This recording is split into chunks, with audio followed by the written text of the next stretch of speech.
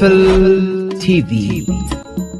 ሰላም ወሰናይ አብስተፈላለየ ኩርናዓት ዓለም ብምዃን መደባት ፍልፍል ቲቪ ተካታተሉ ክቡራትን ክቡራንን ከመይ ትኾና ንሎሙውን ከምትልሙድ ዝተፈላለዩ መደባት ሒዝና መጺና ለና እቶም መደባት እንታይ ይመስሉ ሓቢርና ንከታተል ክቡራትን ክቡራንን ከምኡውን ደቅሪመይ ሳብስክራይብ በምህራም አባላት ቤተሰብ ፍልፍል ቲቪ ክትኮኑ ደጊመ ብትሕትና ይዕድም ባርና ተዘሎ መደባት ከብለኩም ሰናይ ምክትታል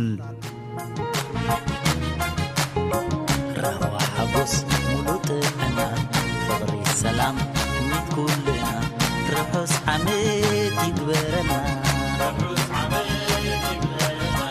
رهوة حبس ملوتنا سنيت سلام كبابينا سلام عميد يكبرنا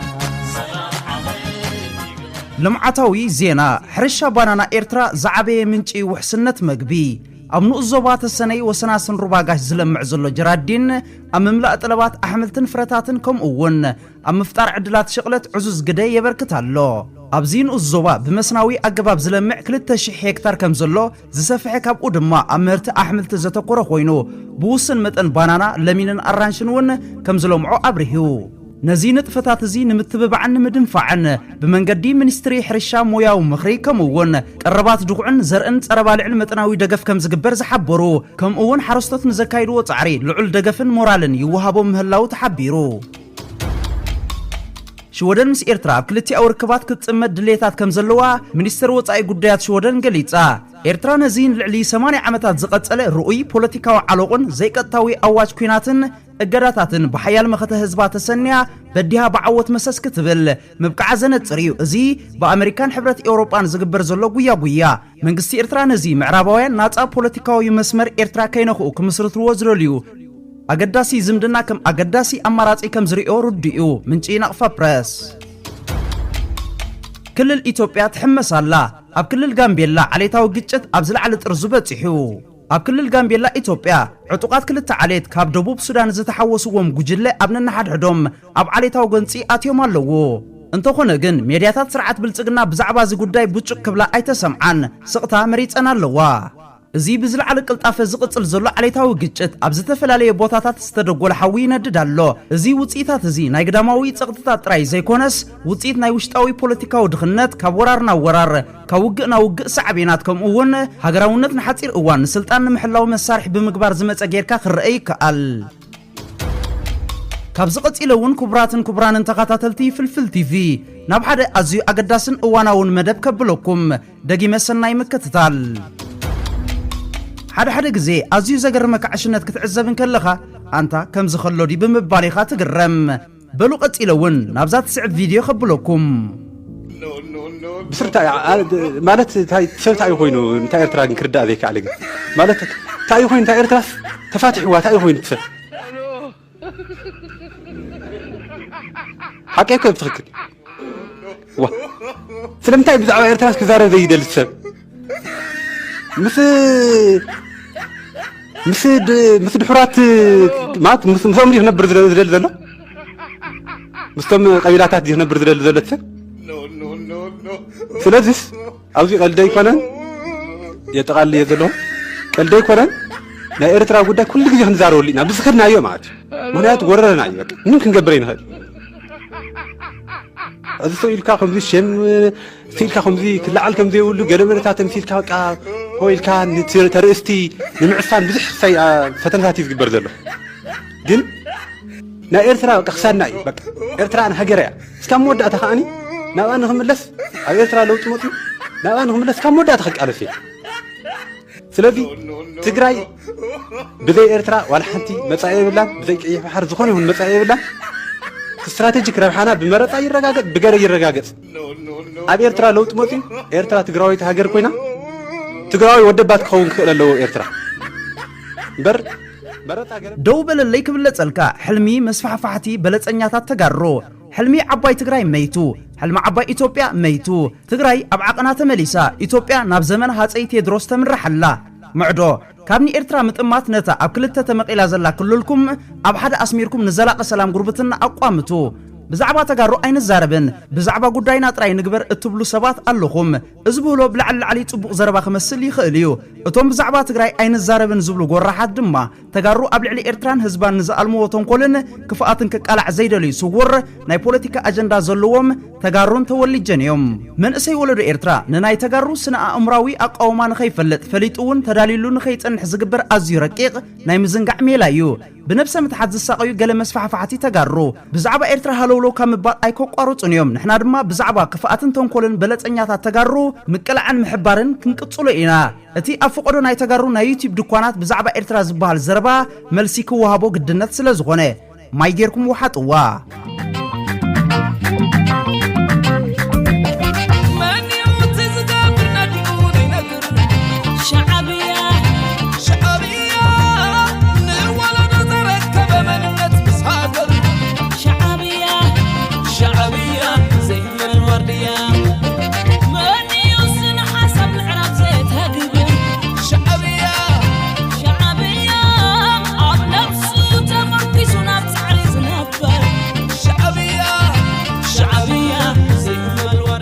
قتيلون كبراتن كبران تخاتلتي نابزات صعب مدب كبلوكم ازي اواناوي ملختي ندو بللي كبلصلكا حلمي مسفحفحتي بلصنياتا تغارو غالكم هابوني زبلكا حونتكا زدليو غراتكا وي مريتكا هبن زبلكا دما دمنتكا زدليو قال حونا ابرها غبره تግራይ ትግርኝ ንኤርትራን መምቃል ኣብ 1904ታት ብልጭ ኢሉ ዝቃመ ውዲታዊ ተንኮል ናይ እንግሊዝ ኔርዩ ለክዕ ከምቲ ምዕራባውያን ቆላታት ኤርትራ መቂልካ ንሱዳን መሃብ ዝፈሸለ ውዲት ብሪጣንያ ትግራይ ትግርኝ ዶ አጋዚያን ጋጋዚያን ዝብል ሕልም ደርሆ ዝደጋግሙ ዶና ቁርገን ሕጅውን አይተሳኑን ስለዚ ኩብራትን ኩብራንን ተኸታተልቲ ፍልፍል ቲቪ እዛ ቪዲዮ እስከንስማዓያ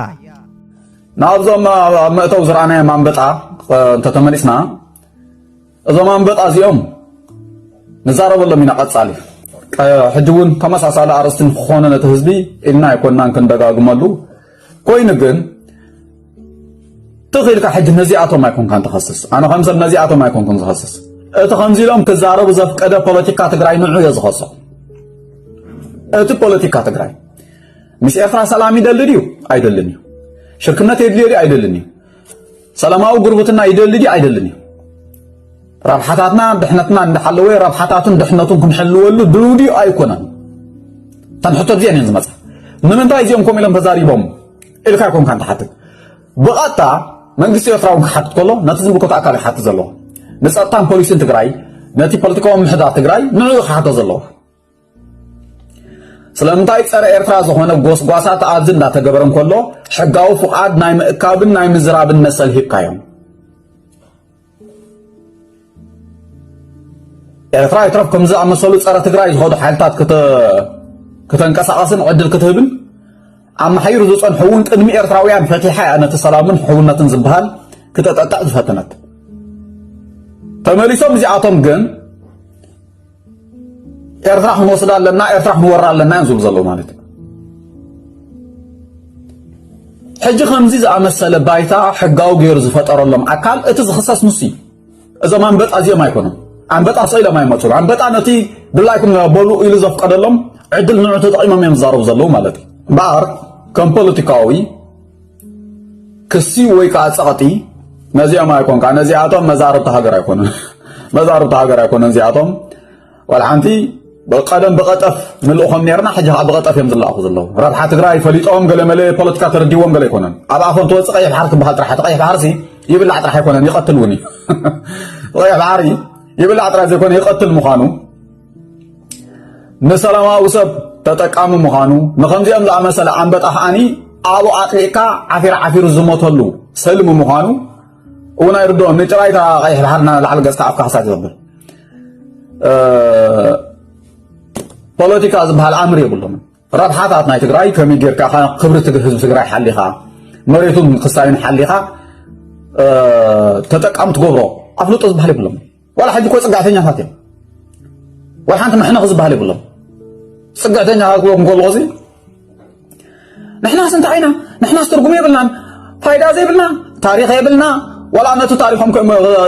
زي يخبروا تاريخ يبلنا ኤርትራውያን ታሪክ ዘለዎም ኤርትራ ብንም ትግርኛ ነው ትግርኛ እዩ ከምዚ ዘለዎ ትግርኛ ሃገር ዘለዎ ትግርኛ ክሳ ዘለዎ እምበር ትግራይ እንታይ ደለና ዘለና ኮ ይብልና ሰብ ደኹም ዝገሩ ነፍሲ ይቃልል ሰብሲ ነፍስኩም ዝገሩ ሲየቃላን ይሸጣ እንዲዩ መሻሙሽ ኮም ስለ ዝኾኒና ንልኡኹም ነርና ኮም ስለ ዝኾኒም ካስጋ ሕጂ ዝላኹ ህዝቢ ትግራይ ስመሰረቱ ይወርደሉ بقطف نلوخم نيرنا بقطف الله خلو وخارو صوبتكم صلاتكم ህዝቢ ትግራይ ወኪልኩም صلاتكم زيكون استم مسترفو ገና ዝረብ حسابات አለው ተይኖም ናይ ትግራይ ረብሓታት ተዛረቡ ትግራይኩም ጉርብትና ሃገር እንተበጽሓኹም ጉርብትና ምስ ኤርትራ ዝህልዋን ካን ሃባን እንታይ ይኸውን ክልል ኮይና ተርፍ እንተኮይና ትግራይ ካብ ኤርትራ እንታይ ዓይነት ደጀንን ሓገዝን ትረኽበሉ ኩነታት እዩ ክትነድቕ ዘለካ ንጸንሐ ምስ ኤርትራ ተባይስካ ክትከስሮ ዝጸንሐካ ኩሉ ጸላኢኻን ኩሉ ሃራሚኻን ኮይኑ ነዚ ከመይ ጌርካ ብናይ ሕውነትን ብናይ ሕግን ኣገባብን ተመዓራርዮ እዚኦም ቶም ንትግራይ ዝሕለቁ ዝበሃሉ ብርቱዓት ፖለቲከኛታት ዝሰርሕዎ ዝኽእሉ እዩ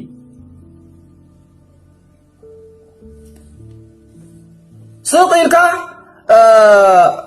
ኣነስ ናብ ኤርትራ ከኣቱና ኤርትራ ከምዚ ክኸውን ዘለኒ ብለይን ትግራይ ዶ እንታይ ኣለዎ ኣይ ትግራይ ሰብ ከምኡ ገይሩ ነብሱ ኣየቃልልን ህዝቢ ትግራይ ኣብ መሬቱ ዘድልዮ ጥዑይ ፖለቲካን ሰላማዊ ዝምድናታትን እምበር ከም ሰቡ ሓሪሱ ይነብር እዩ መሬት ኣይፀበቦን ሰላማዊ ፖለቲካ ተልይዎ ናብ ዝኾነ ጎረባብቲ ተሰዲዱ ወላ ዲ ከም ዝኾነ ሰብ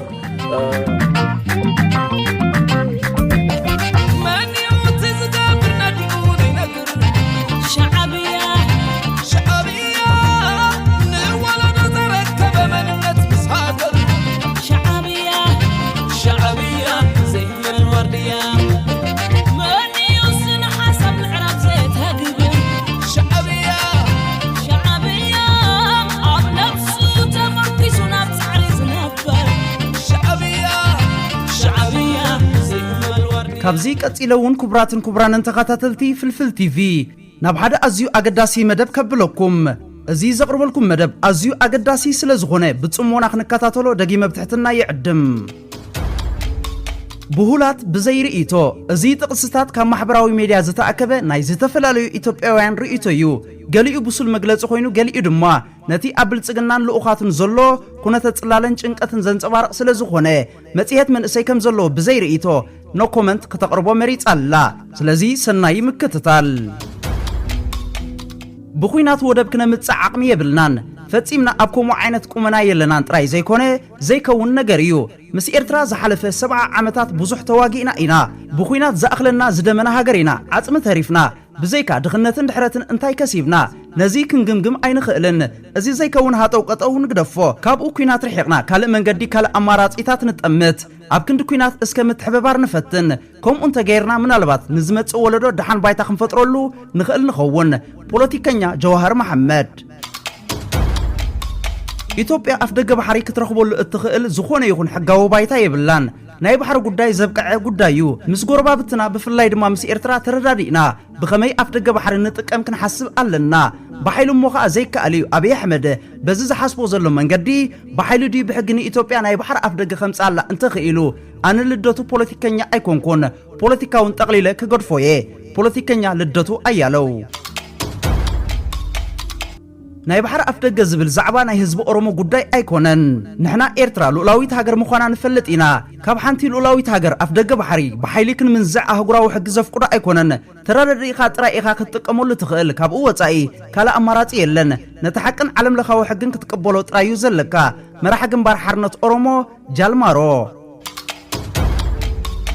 ናይ ህዝቢ ኢትዮጵያ ሕቶ ቀይሕ ባሕሪ ኣይኮነን ቀይሕ ባሕሪ ናይ ኤርትራ እዩ ምስ ኤርትራውያን ተረዳዲእና ክንጥቀመሉ ድማ ጸገም የብልናን ናትና ናይ ህዝቢ ኢትዮጵያ ሕቶ ቀይሕ ባሕሪ ዘይኮነ ብቐንዱ 4 ኪሎ እዩ ህዝቢ ኢትዮጵያ ኣብ ውሽጡ ሰላም ክረክብ ምስ ጎረባብቱ ብሰላም ክነብር እዚ ኣብ 4 ኪሎ ዘሎ ኣረሜን መንግስቲ ክጠፍእ ኣለዎ የኣማራ ድምጽ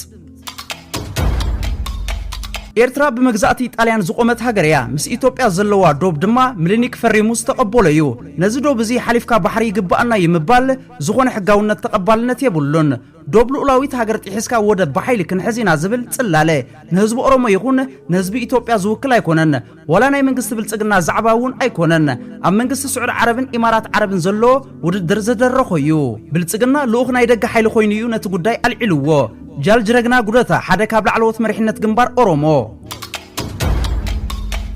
ሚእቲ ካብ ሚእቲ ይርግጸኛ ኮይነ ዝነግረኩም እዚ ናይ ዓሰብ ጉዳይ ናይ ኢማራት ጉዳዩ እዚ ኣብ ስልጣን ዘሎ ጉጅለ ንኢትዮጵያ ምዝማት ዕላምኡ ካልእ ዕላማ የብሉን ንኽዘርፍ ድማ ሓይሊ የድልዮ ሓይሊ ድማ ብዲፕሎማስያውያን ገንዘባውያን ወተሃደራውያን ደገፊ ክረኽቦ ዝኽእል ኢማራት ነዚ መንግስቲ እዚ ብዶላር ዓዲጋቶያ ዕላማ ድማ ንዓሰብ ብሓይሊ መሓዝዩ እዚ መንግስቲ እዚ ነቲ ንሳ ዝሃቦቶ ተልእኾ ክፍጽም እዩ ንህዝቢ ኢትዮጵያ ናብ ሓዊ ክጠብሶ ዝሓስብ ዘሎ አክቲቪስት ሃብታሙ አያለው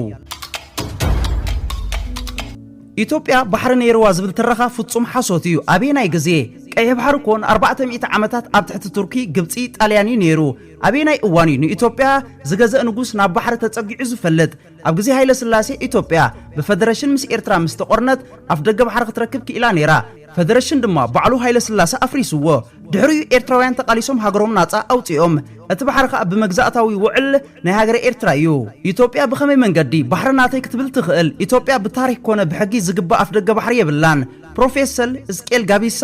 ዛራ ሚድያ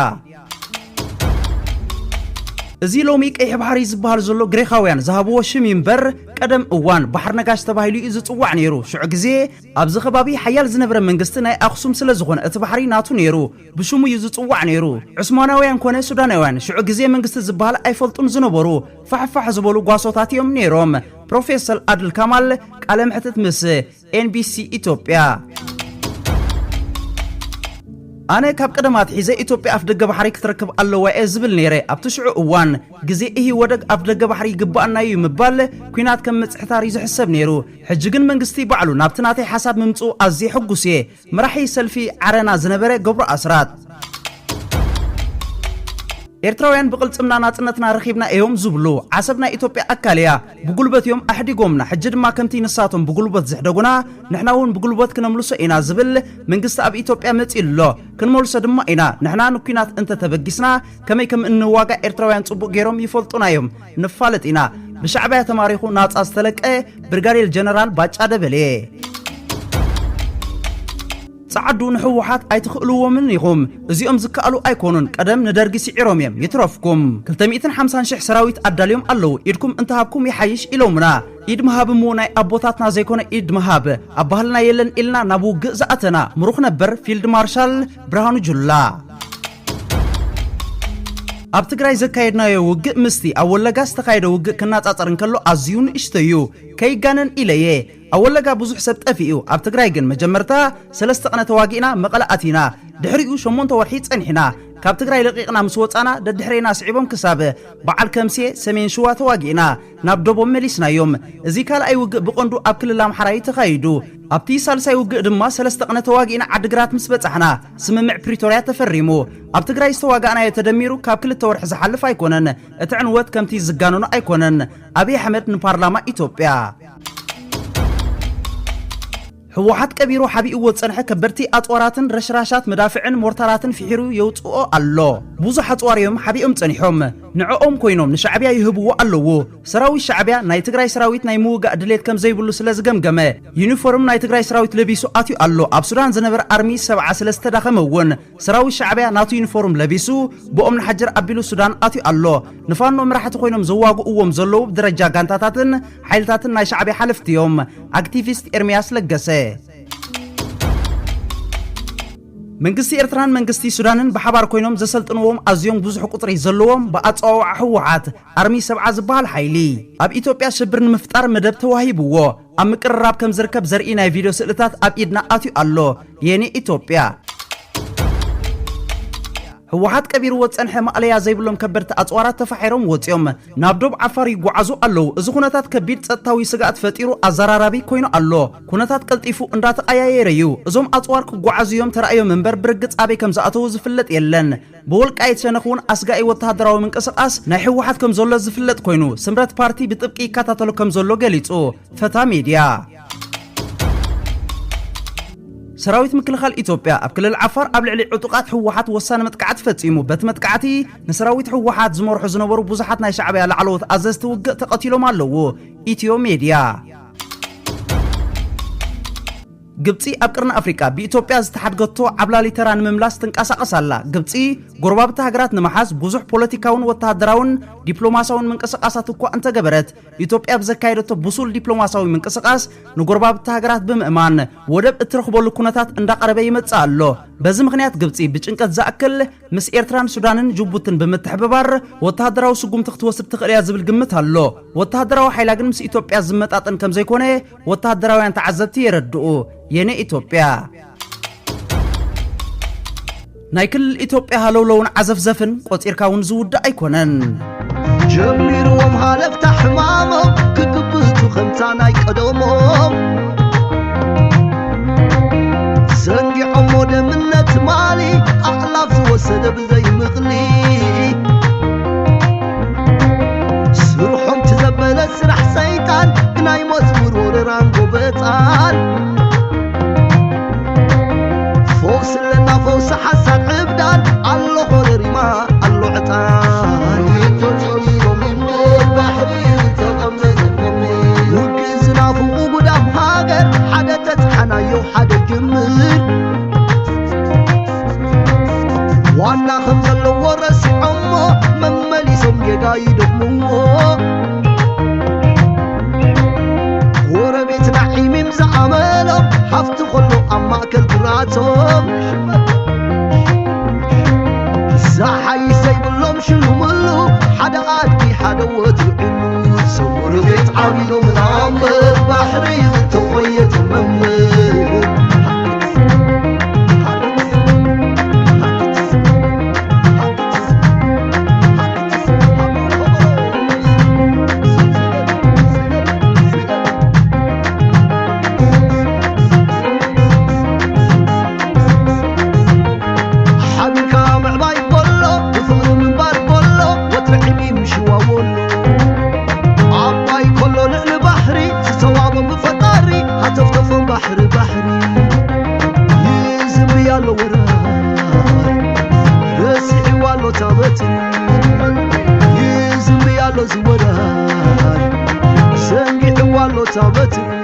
كساب بخالي فيديو زملسكم تطعمو سسناي تطعمو دقريمي نعصبات ودقت وهدقنيت نهاغراو خبرت زل علماو زخرن سماعاتنا وترو عوتنا عفاش